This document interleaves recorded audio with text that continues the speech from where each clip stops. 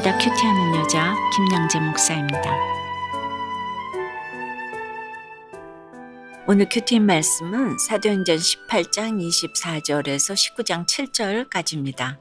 하나님 아버지, 오늘 아볼로라 하는 유대인이 브리스길라와 아굴라로부터 제자 양육을 잘 받아서 성경으로서 예수는 그리스도라고 증언하여 공중 앞에서 힘있게 유대인의 말을 이겼다고 합니다.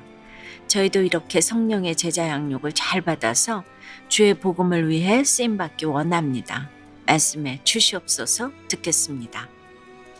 주의 복음을 위해 쓰임받으려면 첫째 성령의 제자 양육을 받아야 합니다. 오늘 18장 24절에 알렉산드리아에서 난 아볼로라 하는 유대인이 에베소에 이르니 이 사람은 언변이 좋고 성경에 능통한 자라고 합니다. 당시 알렉산드리아는 애굽의 대표적인 학문 도시였어요. 다들 알렉산드리아 도서관 들어보셨지요? 우리가 가끔 듣는 헬라어 성경인 70인역도 이 알렉산드리아 도서관에 배치하기 위해 번역했다고 하지요. 그러니 여기서 태어난 아볼로는 지금으로 말하면 하버드 출신입니다. 언변은 물론이고 구약 성경에도 능통했습니다. 그런데 25절에 보니 그가 일찍이 주의 도를 배워 열심으로 예수에 관한 것을 자세히 말하며 가르치나 요한의 세례만 알 따름이었다고 해요. 뭔가 이포로 부족해 보입니다. 예수님이 어디서 어떻게 탄생하셨고 어디에서 병을 고쳐주시고 율법을 가르치시고 귀신을 쫓으시고 풍랑을 잠잠케 하시고 오병이어로 수많은 사람을 먹이시고 딱 여기까지만 알았지 예수님의 십자가와 부활은 몰랐다는 것입니다.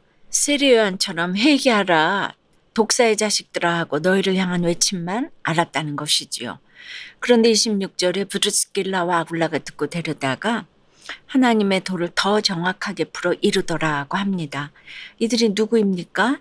로마에서 쫓겨나 오늘 하루를 어떻게 살아야 하나 걱정하다가 바울과 함께 고린도에서 1년 6개월 동안 밤새 텐트를 만들며 생계를 유지했던 부부입니다. 그러는 동안 바울로부터 십자가 부활의 복음을 얼마나 많이 들었겠습니까? 저절로 제자 양육이 되지 않았겠습니까? 그러므로 요한의 세례만 아는 아볼로의 복음이 뭔가 잘못되었다는 것을 딱 분별한 것입니다. 한 사람의 제자가 양육되면 이렇듯 명맥을 이어서 그 한 사람이 1000명, 10,000명을 감당합니다. 적용해 보세요. 나는 세례 요한이 좋나요? 십자가에 죽으신 나사렛 예수님이 좋나요? 그래서 나의 수치와 연약함을 고백합니까? 아직도 고백하지 못한 나의 죄와 수치는 무엇입니까? 주의 복음을 위해 쓰임받으려면 둘째로 회개하라 독사의 자식들아가 아니라 내가 회개하고 내가 독사의 자식인 것을 알아야 합니다. 브리스길라와 아굴라 부부로부터 성령의 제자 양육을 받은 아볼로가 가장 먼저 한 적용은 고린도 아가야로 건너가는 것이었습니다. 복음의 확장을 위해 자신도 땅끝까지 가겠다고 결단한 것입니다. 그런 아볼로를 에베소 교회의 형제들이 격려하고 추천서까지 써줍니다. 그리고 27절에 그가 가매 은혜로 말미암아 믿은 자들에게 많은 유익을 주었다고 해요. 아볼로가 어떤 은혜로 무슨 유익을 주었나요? 28절에 이는 성경으로서 예수는 그리스도라고 증언하며 공중 앞에서 힘있게 유대인의 말을 이겼다고 해요. 나는 알렉산드리아 출신이다 하며 신분과 학식으로 제압한 것이 아닙니다. 요한처럼 회개하라 독사의 자식들아가 아니라 내가 회개합니다. 내가 독사의 자식입니다. 이렇게 메시지가 바뀐 것입니다. 예수는 그리스도다 하며 너를 향해 외치던 외침이 나를 향한 외침으로 바뀌니 유대인들이 그동안 뼛속 깊이 가져졌던 율법의 의가 완전히 깨어진 것입니다. 우리들 교회에도 지난 18년 동안 한 주일도 빠지지 않고 회개합니다. 제가 독사의 자식이었어요. 고백하는 회개의 간증이 이어지고 있습니다.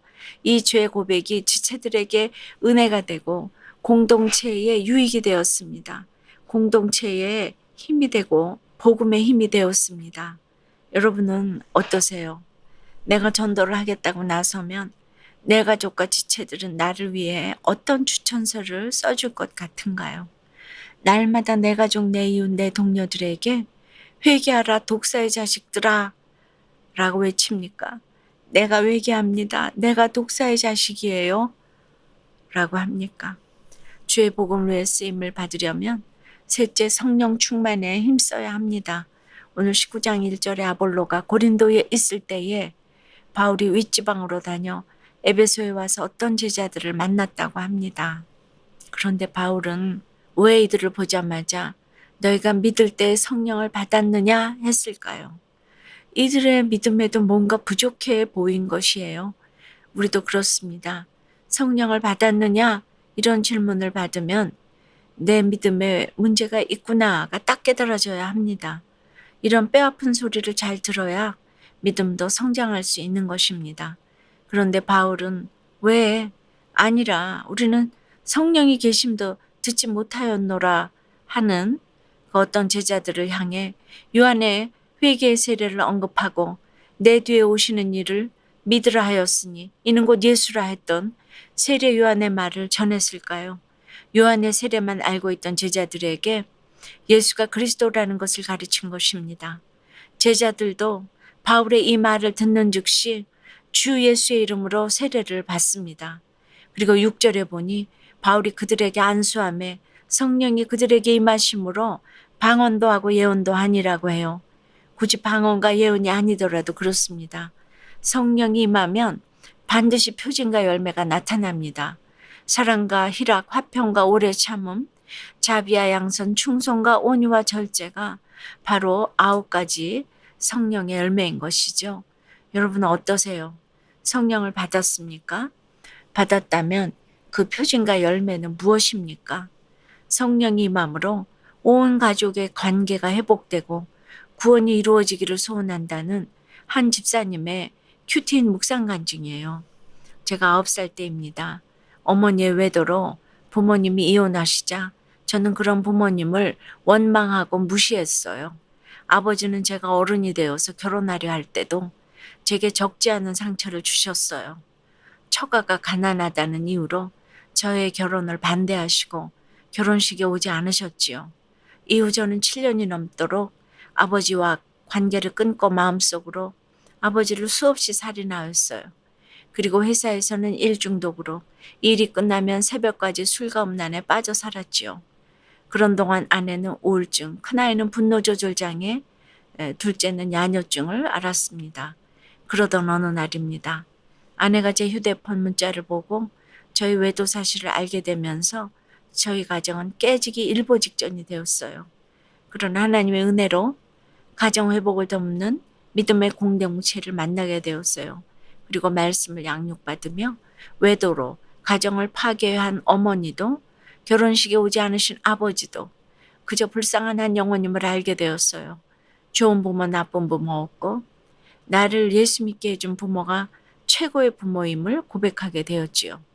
오늘 19장 6절에 바울이 그들에게 안수하며 성령이 그들에게 임하심으로 방언도 하고 예언도 하니라고 하는데 저에게도 이런 성령의 표징이 나타나서 모든 상처가 회복될 수 있기를 간절히 기도합니다. 저의 적용은 어머니의 근황을 형제들에게 전해주고 어머니와 형제들 사이에서 화해의 연결고리가 되겠습니다. 아버지의 마음이 풀어지도록 기도하고 다시 매월 아버지에게 용돈을 드리겠습니다. 입니다. 주의 복음을 위해 쓰임 받으려면 성령의 제자 양육을 받아야 합니다. 예수는 그리스도라 증언하고 회개하라 독사의 자식들아가 아니라 내가 회개하고 내가 독사의 자식인 것을 알아야 합니다. 그리고 성령 충만에 힘써야 합니다. 내가 예수를 믿어도 그렇습니다. 성령의 열매가 내 삶에 나타나지 않았다면 내 믿음을 점검해 봐야 합니다. 기도드립니다. 주님, 참으로 부족한 저희를 성령의 제자로 양육해 주시니 감사합니다. 예수가 그리스도라는 주의 도를 잘 배워서 내가 먼저 회개하고 내가 먼저 독사의 자식임을 알아야 하는데 날마다 전자동으로 배우자에게 자식에게 또 남들에게 회개해라. 이 독사의 자식들아 외치는 악이 우리 가운데 있습니다. 그래서 내 배우자와 자녀를 아프게 합니다. 주여 용서해 주시옵소서. 성경으로서 예수는 그리스도라고 증언하여 어디를 가나 힘있게 세상을 이겨야 하겠는데 죄가 잘 안 보입니다. 내가 회개할 것이 잘 안 보입니다. 입으로는 예수는 그리스도라고 증언하지만 삶으로는 온몸으로 남들 보고 회개하라고 분을 품어냅니다.